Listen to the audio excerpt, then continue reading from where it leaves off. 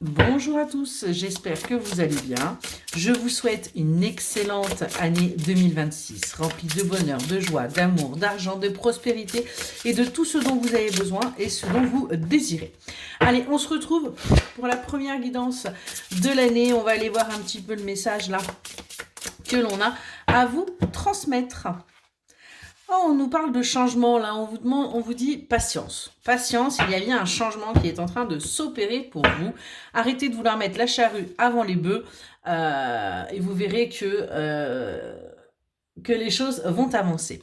On vous demande d'ouvrir un petit peu plus votre troisième œil, hein, d'écouter un petit peu plus votre intuition par rapport à ce red flag que vous avez l'impression de vivre par rapport à une personne. C'est pas forcément ce que vous pensez, mais il y a un moment donné, eh bien, il faut tout simplement aussi ouvrir les yeux. Bon, j'étais sûre qu'il y en avait une qui s'était retournée, mais non. Allez, qu'est-ce qu'on a à nous dire de plus là? Ouais. On voit que vous avez besoin de retrouver là, de l'énergie, de la vitalité, du courage, de la force, hein, parce que tout simplement, les choses ont été un petit peu compliquées.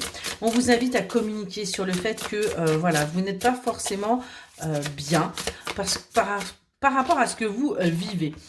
On nous parle, ça peut être concernant vos amitiés, mais ça peut être également par rapport à quelqu'un qui est près de vous, quelqu'un qui est sincère et fidèle, et qui ne communique peut-être pas suffisamment. Ouais. Et du coup, vous avez l'impression tout simplement que c'est pas pour vous, que c'est tout simplement un drapeau rouge, que c'est dangereux, qu'il ne faut absolument pas y aller. Et ce qu'on vous dit, c'est que ça, ce sont vos peurs. C'est véritablement vos peurs qui parlent et qui vous trahissent parce que cette personne, ce que vous vivez avec elle, c'est quelque chose de solide. C'est quelque chose qui va vous permettre de vous ancrer, qui va vous permettre véritablement de vous élever et de vous stabiliser. On voit qu'on vous demande, vous, de faire preuve de résilience par rapport à ça. Et vous verrez que rapidement, votre patience va porter ses fruits. Que les choses vont enfin se mettre en place pour vous. Hein.